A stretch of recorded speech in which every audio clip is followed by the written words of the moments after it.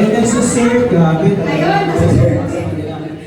Sige. Ayun na nga, yun na yung epekto ng camp wherein after camp, they were also encouraged and empowered to serve here in this Yugat. Kasi iba-iba, when you're just attending, and also iba-iba when you're serving. Ayan. At also, itawagan yung mga ating mga singles in the house.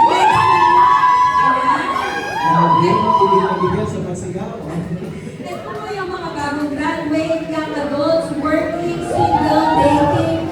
Ayan, basta hindi pa po kasal. We're also inviting you to the upcoming Love Life Retreat, where ito tayo kay Yakap. Ayan. So, it's happening on July 12 to 13. It's a Saturday and Sunday at St. James Retreat House, Tagaytay City. So, mamaya, we're gonna invite someone to invite you to Life Retreat, LNR, kasi po yung shortcut. Kaya nalilito, but I hope we get to see you more there. And isa pa po, nasan po yung mga ating mga kababaihan dito? Make some noise!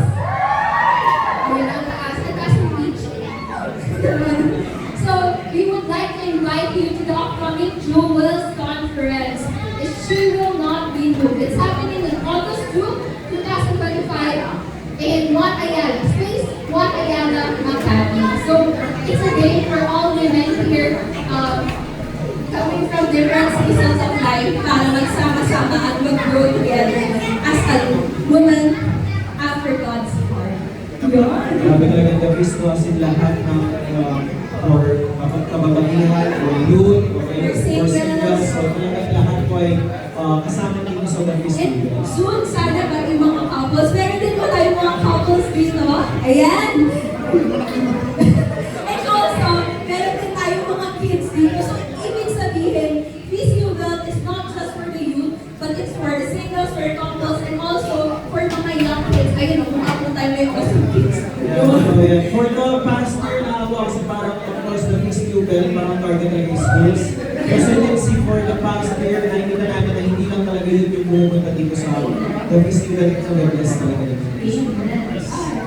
So I think that's And ready na po ba kayo? Are you ready? Pakita nyo na yung matabi nyo. Are you ready?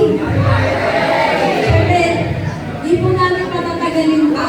We're gonna invite someone here. He's someone special to us. He's our peace builder. Let's all welcome brother, coach, brother, JC Mira.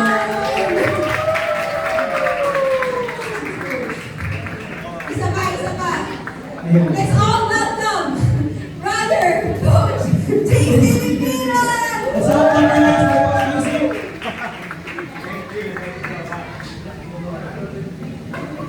Thank you, God. Thank you, Coach Vince. Palapakanan natin ang siguro ng applause. Look at the person beside you. Mukha bang pang-anniversary ang mukha niya? Sabihin mo sa kanya, thank you for being here. Maraming salamat po. I know that our feast, no? It's very intimate, maliit. Pero ang kailangan po dito kapag maliit, kinakalit tayo lahat. Of course, no, we are also in celebration. Because there are people who have been with us ever since nagsimula tayo. At meron namang mga ngayon lang lumating again. Sino ba mga first time attending ng Feast Youth Belt? Can you see a raise of hands? Pangapunasan kasi ng mga autos. If you're near them, welcome them. Thank you po for joining us. Ay hindi po aksidente na nandito tayo ngayon. And thank you as well for braving. Makaulan ba kayo? Ay mga tayo na dala yung event. So, ayan. My name is Coach Jason Mira. I look after this feast that we started trivia. June 12 talaga ang anniversary natin. Ayan. And that was in Jollibee US of Dapitan. And this is now our new venue. Hindi natin inintay na mag-1 year tayo bago tayo nalipat. We're now here in St. Joseph Retreat House. Dito sa Our Lady of Loreto Church. Kaya malapit sa U-Belt area, malapit na sa UST area where we have our UST, the Jollibee UST na pinag-venue natin. So, eto po, I'm not the one that will be giving the talk because we have special speakers. Just want to let you know that ito is a pre-program. We have so much in store for us. Bago tayo mag-worship, meron tayong special numbers. No? Maya-maya na ng konti. Song number, merong dance number / worship, and then we're gonna worship the Lord. And then after that, magkakaroon tayo na talk. Hindi lang isang speaker. Diba? Not just one, but dalawa ang speakers natin. And right now, we have our speaker already here, and mamaya meron pa tayo mga in-store. After the talk, may worship ulit ito, and then after the worship, we will now move into our mass. So, again, hindi accident dito kayo, that the Lord wanted us to all be here. Sino po ang mga birthday celebrants ng month of June? So, sinabayan natin sa anniversary, no? So, happy birthday. Siya lang ba? Siya lang? Sino ba? Who else? Ayan, happy birthday. So, mamaya we'll be praying for you, and we want to celebrate you as well. Now, I also want to let you know, inside your bulletin, can you bring out your bulletins? Nandiyan po lahat ng mga dapat yung malaman, magandaan. Most especially now, that since most of the students now in UBEL are on vacation, we want to let you know that tayo po ay talagang twice a month. But we are just adjusting now with the schedule ng UBEL. May mga mayroong school, may iba nakabakasyon. So, heads up na po as early as now, today, June 18, yung live event natin. Ang next live event natin ay July 16. Pakisabi sa tabi, July 16. And ang nakalagay dyan, B1B1, which means bring one, bless one. Mukhang, ito lang ha, when you look around, punong-puno na rin po tayo. Of course, in other fees talagang malaki yan. Pero hindi naman kaagad-agad kapag nag-anniversary, puno na, lilipat kaagad tayo sa malaking venue. Because mamaya, excited po kami i-share ano yung next phase after 1 year for the Peace UBEL. Excited ako i-share yan alongside with our leaders. No? And then, letting me know that all the other updates inside, o kaya message, no? Sa likod po, nandiyan yung mga announcements natin so that you will be guided. And letting you know as well, kaya po tayo nakapag 1 year ay dahil sa generosity ng mga tao. Because alam natin to, no? Majority are students, young people, walang masyadong budget pa. Hindi pa kumikita. Pero may mga young professionals tayo dito. Sige nga, palaman na yung mga singles ministry namin. Kaya ikaw nalala ko po ha, ang UBEL, hindi lang pang youth, pati young at heart. Kaya everyone is welcome here. May mga grown-ups tayo, may mga family. You see some kids, right? So, ang kompleto talagang feast, hindi lang youth, hindi lang singles. Dapat pati family, couples, and that's where we're also moving forward. Alright? Ang request ko po sa inyo, inside the bulletin, you'll see this, the love offering envelope. And at the back, you can write down your prayer requests and answered prayers. So mamaya, sa last part, bago tayo mag-isa, we will be giving this. And I want to let you know as early as now, kaya tayo nagtuloy-tuloy ng 1 year, ay dahil sa pagbibigay ng mga tao. Kasi ito kung nakikita nyo ngayon, there are expenses, may gastos. And we have plans as well of reaching out to different campuses and schools. Kailangan pa rin ito ng funding. Kaya ngayon pa lang, maraming salamat po sa lahat ng sumuporta when we launch this. At maraming salamat sa patuloy na magsusuporta para we can continue to grow and bless more people. Kaya pala natin ang bawal isa. I want you to encourage the person beside you, sabihin sa kanya, salamat sa iyong pagbibigay. Take note na ang pagbibigay natin can be time, talent, and treasure. And all of that, we value. In fact, just by you being here, your mere present is a blessing, di ba? Kaya presence. Your presence is a blessing to us. Okay? So mamaya po yan. But to those of you who are online, it's also available sa ating captions. Nandiyan po yung detalye on how you can partner and give with us. Alam nyo, trivia lang rin ha, mayroong mga tao na hindi nakaka-attend ng feast, pero sabi nila, Coach JC, we believe in what you do, ito ang puno ko. Some of them are anonymous, some of them ayaw naman masabi, Pero talaga nagbibigay sila. Kaya okay lang ba? Kahit wala sila ngayon ito, pagpapakalaan sila. Thank you so much for that. And for those of you who want to partner with us and give, as early as now, ayan po ang ating details, the bank proposal, it's also on your bulletin. Ayan, the Billboard, Light of Jesus Family, of Jesus Family, Mega Manila, Peace Bay Area Inc. Account number is 0004-002-4871. And then pwede rin pong GCash transfer at 0917-555-6690. Just in case that you are online at kayo po yung magpapadala, make sure that you send to us yung inyong pong confirmation transfer. Para meron kaming records po niyan na talaga may accounting at yan po ay open as well, no, for transparency. Para just in case, alam niyo po, where do we bring itong ating mga funds as we continue to build this feast. And of course, I wanted to look around. Tingnan niyo po yung mga servants natin. Some of them are servants already here. Karami sa kanila ay from other feasts as well. So, palagpakan natin sila for being here. Ang ibig sabihin, no, if we're expanding, if we're growing, we need more servants. Kaya just in case, the Lord is calling you to serve with us, either here or when we bring this to the campus, mag-usap po tayo. Yan po yung QR code. And also, salamat rin sa mga I-givers natin, giving 1,000 minimum and above, no? Because dahil doon, sustain po natin ang ating fees. At if you want to be part of I Give Club, you can get in touch with Minen Divina. So po yung nasa likod, at kaway ka para alam nila. Yan. Ang kanya pong contact details sa mga nasa online, 0917-555-6690.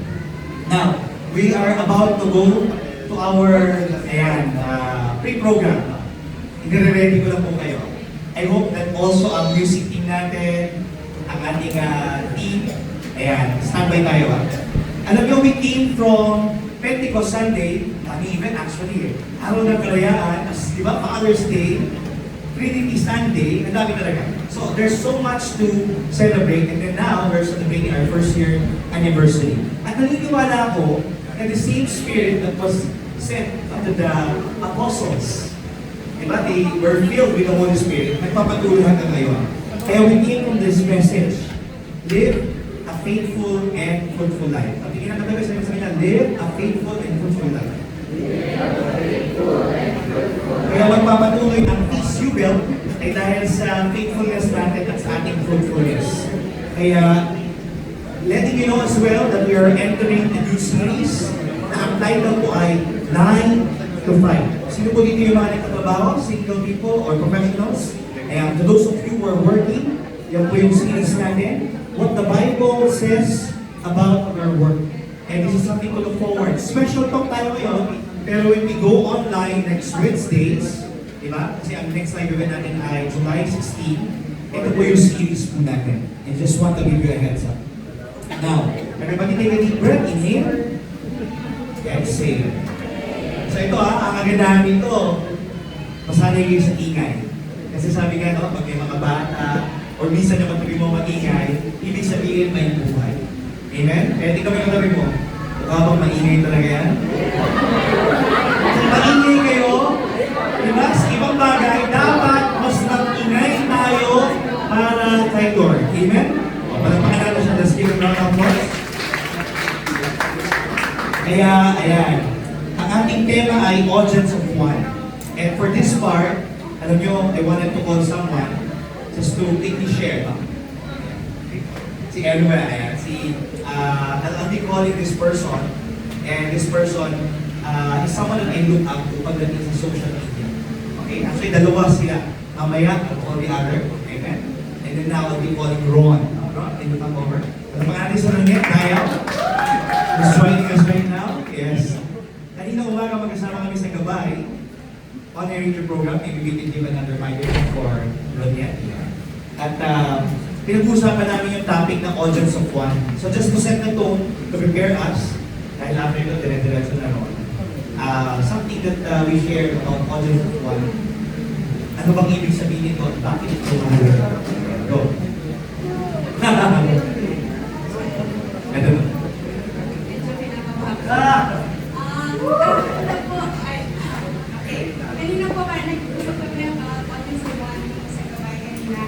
And we talked about, where can I start? performer and so lagi na parang kapag sinabi audience of one, laging ganun siya on stage na parang audience of one, you dance for one. So sometimes I imagine God like here, sitting there and that I dance for Him. Pero growing up and growing deeper with my relationship with God, audience of one, I told with JC na it's not just about me performing for God in a sense, but it's about God seeing me and looking at me.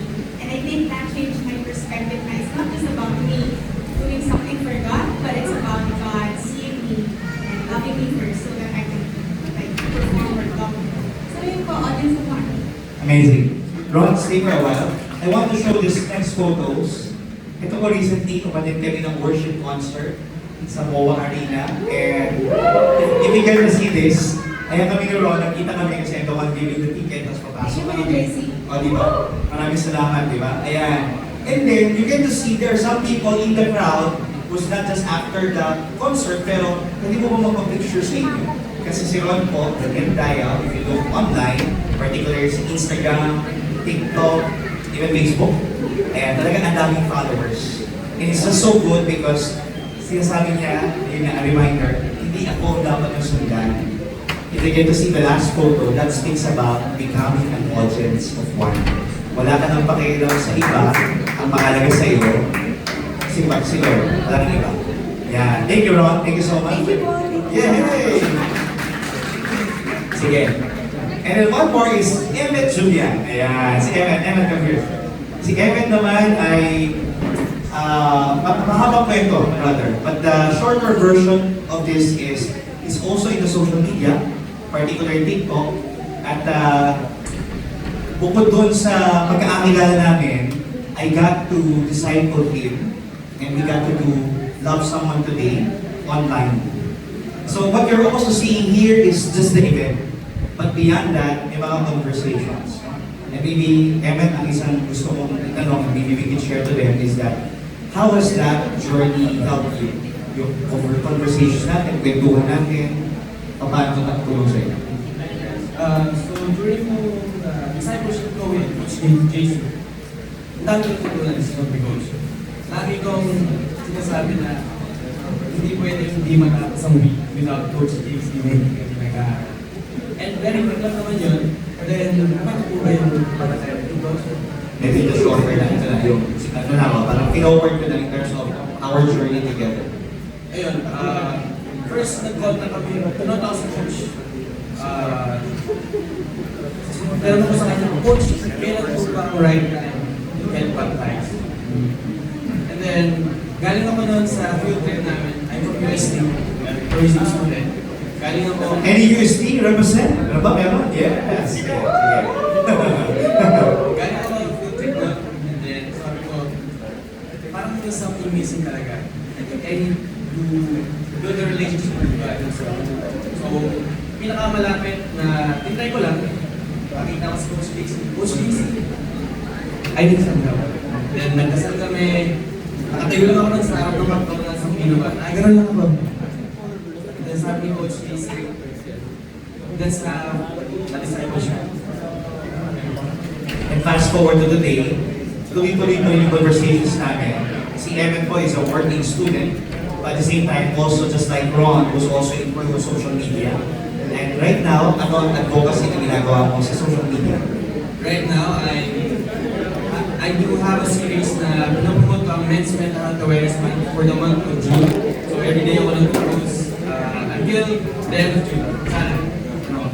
So I believe this is something that I'm just sharing with you some stories, si Ron, si Emmet, and I'm sure marami pa sa atin na pwede magkwento. When you decide to become an audience of one, you're no longer after following some people, but you're after, where am I leading them? Am I leading them just to me, or am I leading them back to the Lord? Kapag na si Emmet, thank you Emmet for the last. Alright, so, are you ready? Pakicheck na tabi, ready na ba? Ready na ba maging audience of one? So we came from Father's Day, we're excited because we'll have fathers as well in the house. You'll be able to experience message of the Lord. At sana ma-encourage po kayo. We have, of course, Reverend Father Mix appearance. Palpakan natin. We have, of course, Brother Adrian Panganiban in the house. And the district builder, of course, of the East Bay area, Brother Alvin Barcelona. Palapakan natin sila. They'll be joining us. And in a while now, we'll also have a special performance actually leading us to the audience of fun. CU Pep Squad, palapakan natin sila. Thank you so much. But now, of course, walang ibang special, kundi yung nag-iisang kong anak. I'd like to call Yana here. Yana, thank you for agreeing, saying yes to sing. Not just for people, but for the Lord. And ito pong song ni Yana is inspired na pelikula ng Disney. Alam mo na, mga bata. But this would speak about, the song is an inspiration about nakakalito tayo kung sino tayo kasi ito yung sinasabi ng mundo. Pero kailangan balik lang tayo. Sino ba talaga tayo? Who's our true, ano ba yung tunay na identity natin? So with this, let's give a round of applause to Eliana Sofia Rivera.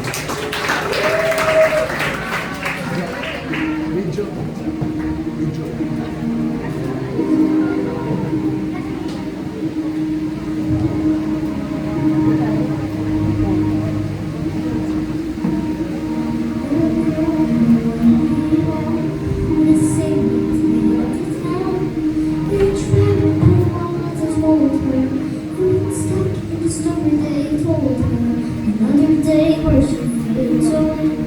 Remember dear until it's open. So she's dreaming all alone. Sharing cigarettes with the snow. My father told me long ago, I braved the bitter storm of snow. Is that a girl I'll never know again? Break on the wish with 1,000 treetops. And as the silver sky stops, we said from the skirt to the water. Break on the wish, holding out for someone.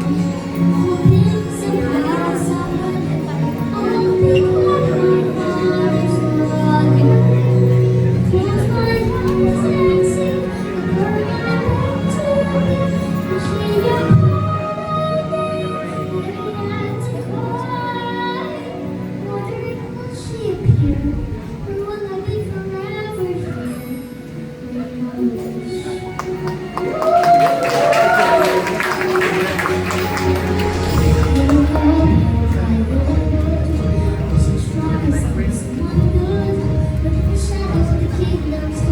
somehow fairness is not forgotten. So if she runs, I will. If she leaves, you'll just be led. She's the girl she always said she would be. And when you want to wish, you can ask for treetops. Silver skies. And all the days, the walls behind me. When you want to wish, holding out for someday. Somehow, someway, there comes a miracle to find me. I close my eyes and see the girl I'm meant to be. Wishing you part of me, I've had to hide. Wondering will she appear, or will I spend another year? Waiting on the wish, say all you have to do to make your wish come true. Is letting you go and go and go and go. Your voice will carry true and bring that dream to you. It's letting you go and go and go. I can hear it go loud and clear, but I'm still waiting here.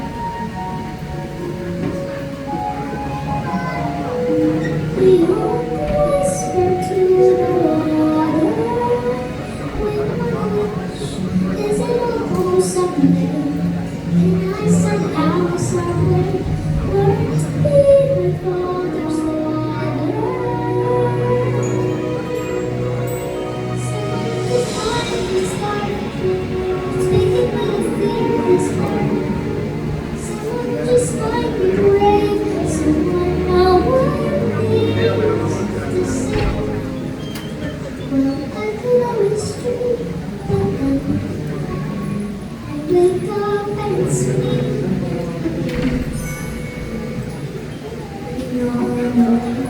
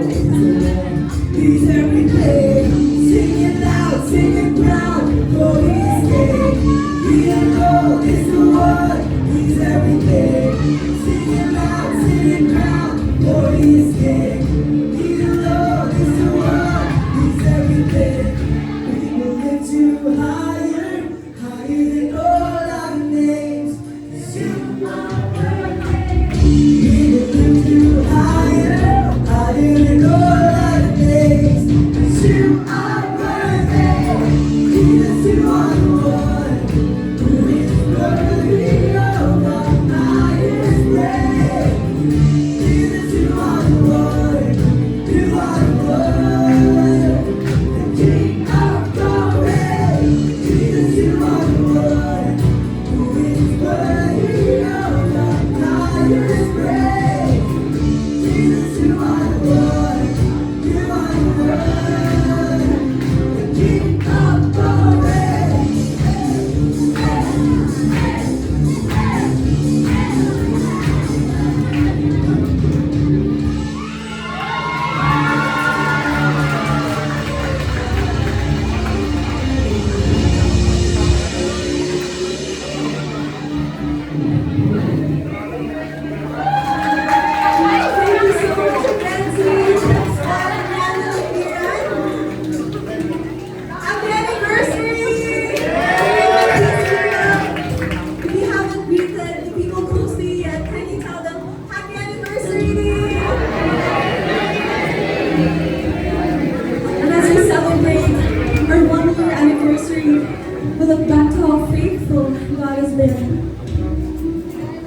the Lord says, know therefore that the Lord your God is God, the faithful God who maintains covenant, loyalty with those who love him.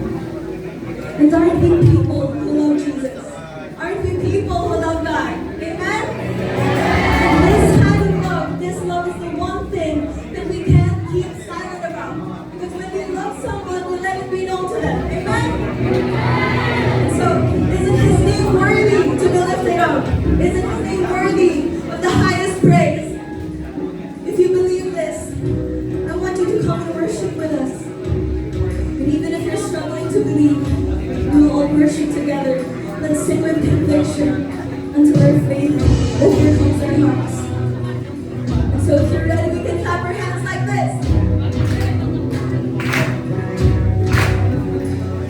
It's not without you fill me up with joy and love.